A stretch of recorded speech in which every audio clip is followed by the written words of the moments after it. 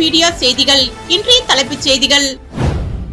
புதுச்சேரியில் முன்னாள் எம்பிக்கு சொந்தமான தொழிற்சாலையில் ஏற்பட்ட திடீர் தீ விபத்தில் கோடிக்கணக்கில் பேக்கேஜ் அட்டைகள் எரிந்து சாம்பலானது. தொழிற்சாலையை முற்றுகையிட்ட பொதுமக்கள் தொழிற்சாலையை வெளியேற்றும் நச்சுப் புகையால் பாதிக்கப்படுவதாக புகார். எம்பி வைத்திலிங்கம் தலைமையில் மத்திய அரசின் திட்டங்கள் செயல்பாடு குறித்து திஷா குழு ஆய்வுக் கூட்டம். கடலூர் வாலிபரை புதுச்சேரி அழைத்து 70,000 ரூபாய் மதிப்பிலான வெள்ளி பொருட்களை பறித்து சென்ற 2 நபர்களை போலீசார் கைது செய்தனர். புதுச்சேரியில் 237வது பிரான்ஸ் தேசிய தினத்தை முன்னிட்டு பிரெஞ்சு போர் வீரர்கள் நினைவு தூணில் மாவட்ட ஆட்சியர் குலோத்துங்கன், பிரெஞ்சு தூதரக அதிகாரி மலர் வளையம் வைத்து மரியாதை செலுத்தினார்கள். பிரான்சில் கடந்த 1789ஆம் ஆண்டு ஜூலை 14ஆம் தேதி நடைபெற்ற மகத்தான பிரெஞ்சு புரட்சியின் மூலம் மன்னராட்சி முடிவுக்கு கொண்டு வரப்பட்டு சுதந்திரம், சமத்துவம், சகோதரத்துவம் ஆகிய கொள்கைகளை அடிப்படையாக கொண்ட மக்களாட்சி உருவானது. அந்த வரலாற்று சிறப்புமிக்க நாளை நினைவு கூர்ந்திடும் வகையில் ஆண்டுதோறும் ஜூலை 14ஆம் தேதி பிரான்ஸ் தேசிய தினம் கொண்டாடப்பட்டு வருகிறது. அந்த வகையில் புதுச்சேரியில் 237வது பிரான்ஸ் தேசிய தினம் இன்று கடைபிடிக்கப்பட்டது. இதனை முன்னிட்டு புதுச்சேரி கடற்கரை சாலையில் அமைந்துள்ள போர் வீரர்கள் நினைவு தூணில் புதுச்சேரிக்கான பிரான்ஸ் நாட்டின் துணை தூதர் ஜீன் பிலிப் ஹொய்தர் மற்றும் புதுச்சேரி மாவட்ட ஆட்சியர் குலோத்துங்கன் ஆகியோர் கலந்து கொண்டு மலர் வளையம் வைத்து அஞ்சலி செலுத்தினர். தொடர்ந்து இந்தியா மற்றும் பிரான்ஸ் நாடுகளின் தேசிய கொடிகள் ஏற்றப்பட்டது. இரு நாடுகளின் தேசிய கீதங்களும் இசைக்கப்பட்டு இரு நாடுகளுக்கும் இடையிலான வரலாற்று சிறப்புமிக்க நட்புறவு மற்றும் கலாச்சார பிணைப்பை நினைவு கூர்ந்திடும் வகையில் நிகழ்ச்சிகள் நடைபெற்றது. இதில் அரசு அதிகாரிகள், பிரான்ஸ் தூதரக அதிகாரிகள், முன்னாள் ராணுவத்தினர் மற்றும் ஏராளமான பொதுமக்கள் கலந்து கொண்டு மரியாதை செலுத்தினர்.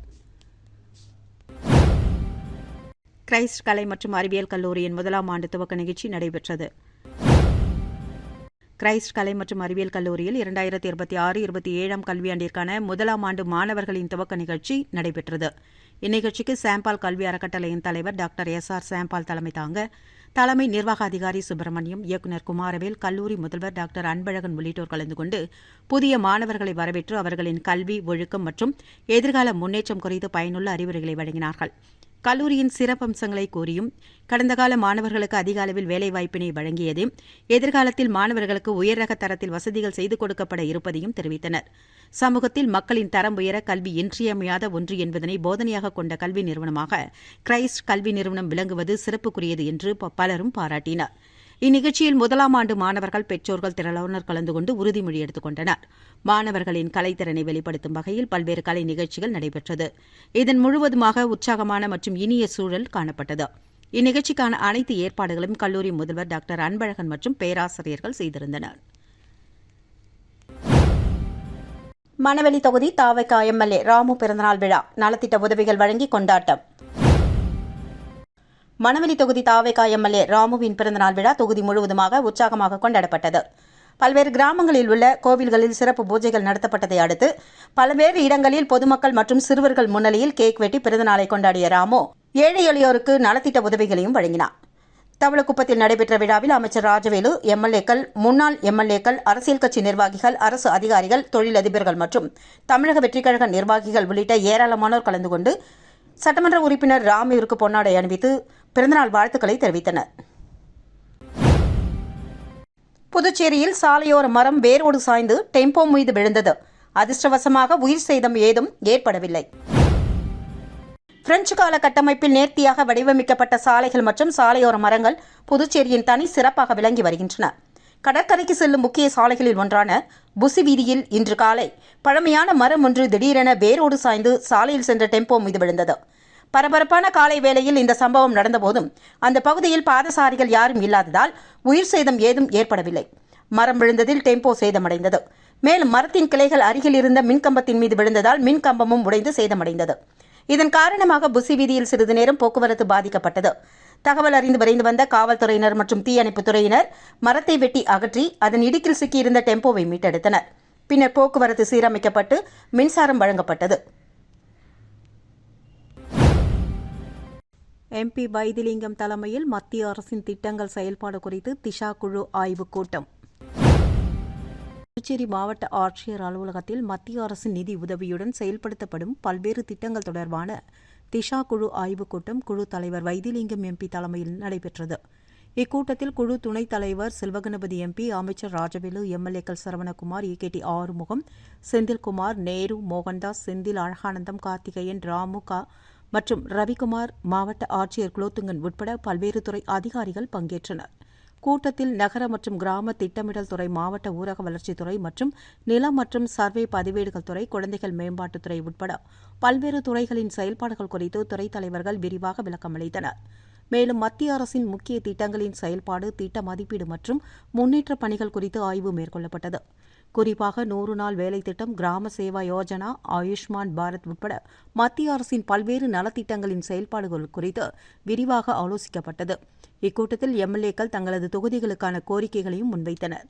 நிறைவாக பேசிய வைத்திலிங்கம் எம்பி, மத்திய அரசின் அனைத்து திட்டங்களும் விரைவாகவும் முழுமையாகவும் செயல்படுத்தப்பட்டு அவற்றின் பயன்கள் பொதுமக்களுக்கு முழுமையாக சென்றடைய சம்பந்தப்பட்ட துறைகள் நடவடிக்கை எடுக்க வேண்டும் என்று வலியுறுத்தினார்.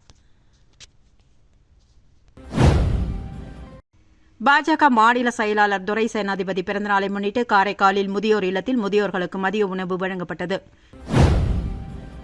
புதுச்சேரி மாநில பாஜக மாநில செயலாளர் துரை சேனாதிபதியின் பிறந்தநாளை முன்னிட்டு காரைக்காலில் உள்ள சப்தஸ்வரம் முதியோர் இல்லத்தில் சிறப்பு நிகழ்ச்சி நடைபெற்றது. நிகழ்ச்சியின் துவக்கத்தில் முதியோர் இல்லத்தில் தங்கியுள்ள முதியவர்கள் அனைவரும் ஒன்றாக அமர்ந்து துரை சேனாதிபதிக்கு பாடல்கள் பாடி பிறந்தநாள் வாழ்த்துக்களை தெரிவித்தனர். அதனைத் தொடர்ந்து அவருக்கு அட்சதை தூவி நீண்ட ஆயுள் மற்றும் நல்ல ஆரோக்கியம் கிடைக்க வாழ்த்தினர். இதனை அடுத்து பாரதிய ஜனதா கட்சியின் பல்வேறு அணி பொறுப்பாளர்கள் மற்றும் நிர்வாகிகள் துரை சேனாதிபதிக்கு சால்வை அணிவித்து பிறந்தநாள் வாழ்த்துக்களை தெரிவித்தனர். பின்னர் தனது பிறந்தநாளை முன்னிட்டு துரை சேனாதிபதி கேக் வெட்டி கொண்டாடினார். அப்போது நிகழ்வில் கலந்து கொண்ட அனைவருக்கும் இனிப்பு வழங்கப்பட்டது. தொடர்ந்து சப்தஸ்வரம் முதியோர் இல்லத்தில் உள்ள முதியோர்களுக்கு சிறப்பு மதிய உணவு வழங்கப்பட்டது.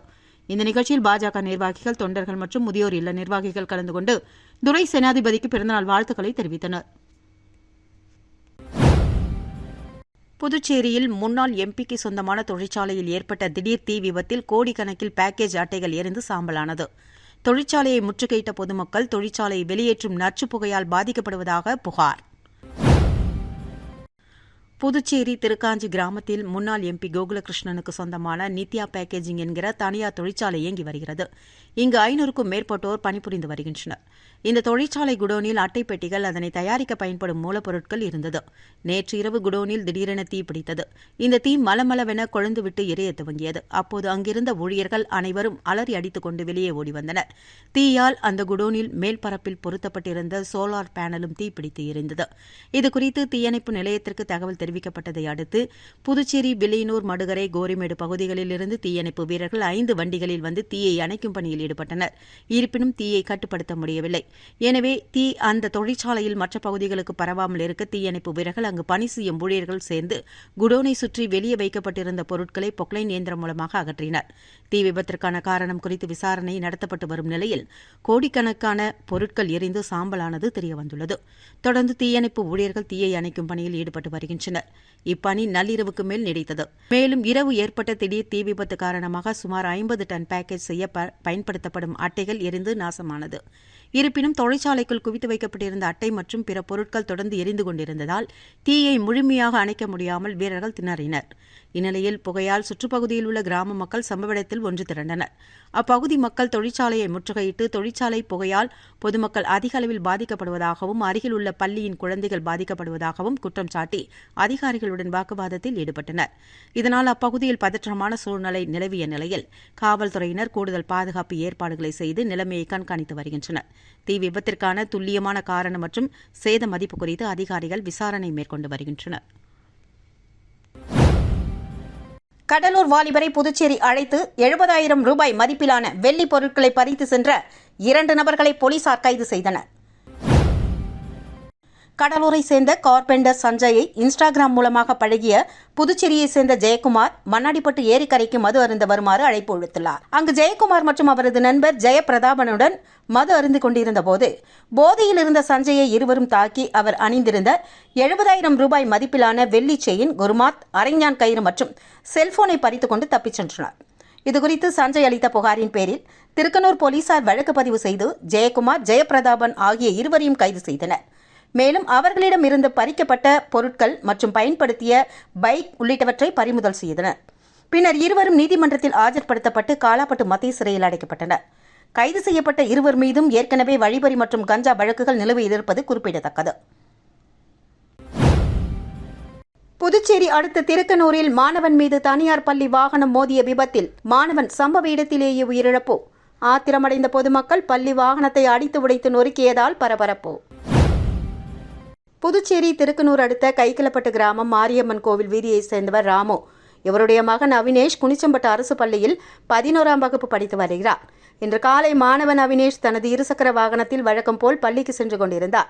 கைக்கிளப்பட்டு ஏரிக்கரை வழியே சென்று கொண்டிருந்த போது அதே பகுதியைச் சேர்ந்த சாண்டா கிளாரா என்ற தனியார் பள்ளி வாகனம் மாணவர்களுடன் செல்லும் பொழுது முன்னால் சென்ற மாணவனின் இருசக்கர வாகனம் மீது மோதியதாக கூறப்படுகிறது.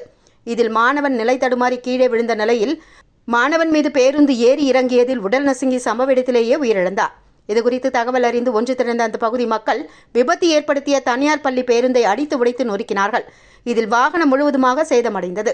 இதுகுறித்து தகவல் அறிந்து சம்பவ இடத்திற்கு வந்த வில்லியனூர் போக்குவரத்து போலீசார் விபத்து குறித்து வழக்கு பதிவு செய்து விசாரணை மேற்கொண்டு வருகின்றனர். அன்னப்பிரதர்ஷனா சேவை அறக்கட்டளை சார்பில் விவசாயிகளுக்கு வேளாண் உபகரணங்கள் வழங்கப்பட்டது.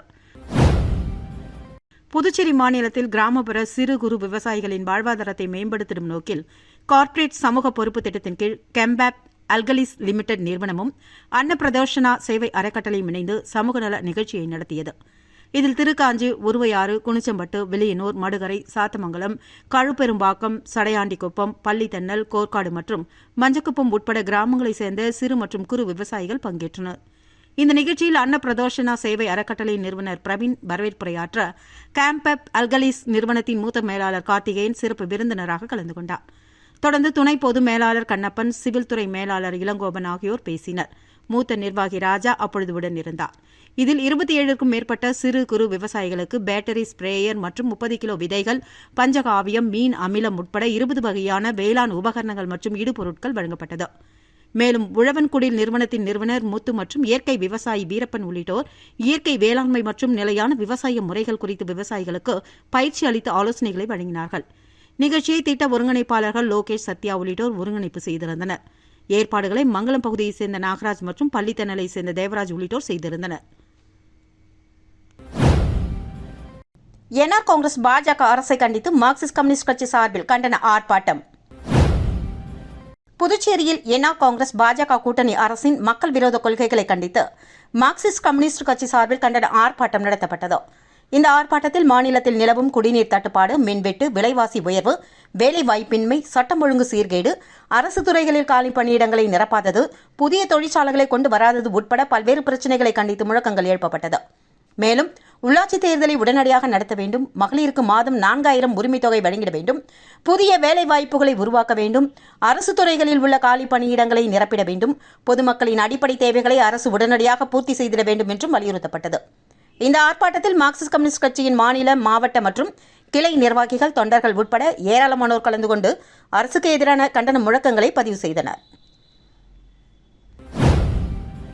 புதுச்சேரி அருகே சின்ன கோட்டக்குப்பம் பகுதியில் மெத்தபெட்டமின் வைத்திருந்த 2 போலீசார் கைது. புதுச்சேரி அருகே சின்ன பழைய ஆரோவில் சாலையில் கோட்டக்குப்பம் இன்ஸ்பெக்டர் பாபு தலைமையிலான போலீசார் வாகன சோதனையில் ஈடுபட்டுக் கொண்டிருந்தனர். அப்போது அவ்வழியாக வந்த புதுச்சேரி பதிவெண் கொண்ட காரை நிறுத்தி சோதனை செய்தனர்.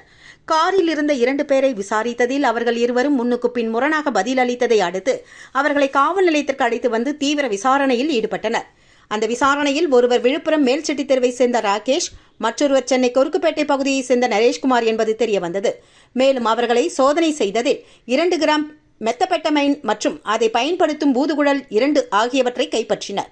இதனையடுத்து அவர்கள் இருவர் மீதும் வழக்கு பதிவு செய்த போலீசார் அவர்கள் பயன்படுத்திய காரை பறிமுதல் செய்து நீதிமன்றத்தில் ஆஜர்படுத்தி சிறையில் அடைத்தனர். கடந்த சில தினங்களுக்கு முன்பு ஆரோவில் பகுதியில் மெத்தபெட்டமைன் வைத்திருந்த 6 நபர்களை கைது செய்தனர் போலீசார் என்பது குறிப்பிடத்தக்கது. புதுச்சேரி தீயணைப்புத் துறையில் 3 தீயணைப்பு வீரர்களுக்கான பணி நியமன ஆணை முதல்வர் ரங்கசாமி வழங்கல். புதுச்சேரி தீயணைப்புத் துறையில் காலியாக உள்ள 58 தீயணைப்பு வீரர் பணியிடங்கள் உடற்தகுதி மற்றும் எழுத்துத் தேர்வு மூலமாக தேர்வு செய்யப்பட்டு பணியமர்த்தப்பட்டனர்.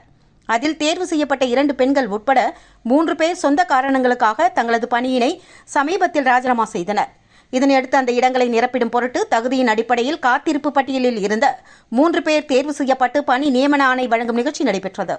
சட்டசபை வளாகத்தில் நடந்த விழாவில் முதல்வர் ரங்கசாமி கலந்து கொண்டு 3 தீயணைப்பு வீரர்களுக்கு பணி நியமன ஆணையை வழங்கினார். இதில் கோட்ட தீயணைப்பு அதிகாரி மற்றும் துறை அதிகாரிகள் உடனிருந்தனர்.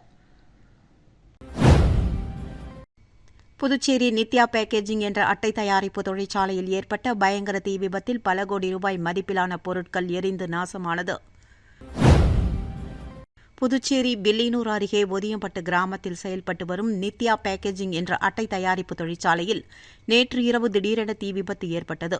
தொழிற்சாலையின் குடோன்களில் அடுக்கி வைக்கப்பட்டிருந்த அட்டையின் மூலப்பொருட்கள் மற்றும் தயாரிப்புகளில் தீ பற்றியதால் சில நிமிடங்களிலேயே தீ மலமளவென பரவி தொழிற்சாலையின் பெரும் பகுதியை சூழ்ந்தது. அதிக வெப்பநிலை மற்றும் எளிதில் தீப்பற்றக்கூடிய அட்டை பொருட்கள் அதிக அளவில் குவித்து வைக்கப்பட்டிருந்ததே தீ வேகமாக பரவ காரணமாக இருந்ததாக முதற்கட்ட தகவல்கள் தெரிவிக்கின்றன. இதுகுறித்து தகவல் அறிந்த நகர மற்றும் கிராமப்புற தீயணைப்பு நிலையங்களைச் சேர்ந்த வீரர்கள் பல தீயணைப்பு வாகனங்களுடன் சம்பவ இடத்திற்கு விரைந்து வந்து தீயை அணைக்கும் பணியில் ஈடுபட்டனர். இருப்பினும் குடோன்களில் குவித்து வைக்கப்பட்டிருந்த அட்டை பொருட்கள் தொடர்ந்து எரிந்து கொண்டிருந்ததால் 4 மணி நேரத்திற்கு மேலாக போராடியும் தீயை முழுமையாக கட்டுப்படுத்த முடியாமல் தீயணைப்பு வீரர்கள் திணறினர். இதனால் வானளாவிய கரும்புகை அந்த பகுதி முழுவதுமாக சூழ்ந்தது.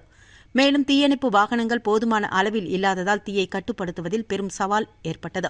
இந்த தீ விபத்தில் உயிரிழப்பு எதுவும் ஏற்படவில்லை. இருப்பினும் பல கோடி ரூபாய் மதிப்பிலான அட்டை மூலப்பொருட்கள் மற்றும் தயாரிப்புகள் தீயில் எரிந்து நாசமானது. தீ விபத்திற்கான காரணம் கடும் வெப்பமா அல்லது மின்கசிவா என்பது குறித்து வில்லியனூர் போலீசார் விசாரணை மேற்கொண்டு வருகின்றனர். மீண்டும் இன்றைய தலைப்புச் செய்திகள். புதுச்சேரியில் முன்னாள் எம்பிக்கு சொந்தமான தொழிற்சாலையில் ஏற்பட்ட திடீர் தீ விபத்தில் கோடிக்கணக்கில் பேக்கேஜ் அட்டைகள் எரிந்து சாம்பலானது. தொழிற்சாலையை முற்றுகையிட்ட பொதுமக்கள் தொழிற்சாலையை வெளியேற்றும் நச்சுப் புகையால் பாதிக்கப்படுவதாக புகார். MP வைத்திலிங்கம் தலைமையில் மத்திய அரசின் திட்டங்கள் செயல்பாடு குறித்து திஷா குழு ஆய்வுக் கூட்டம். கடலூர் வாலிபரை புதுச்சேரி அழைத்து 70,000 ரூபாய் மதிப்பிலான வெள்ளி பொருட்களை பறித்து சென்ற 2 நபர்களை போலீசார் கைது செய்தனர். இத்துடன் A1 மீடியா செய்திகள் நிறைவு பெற்றன. நன்றி.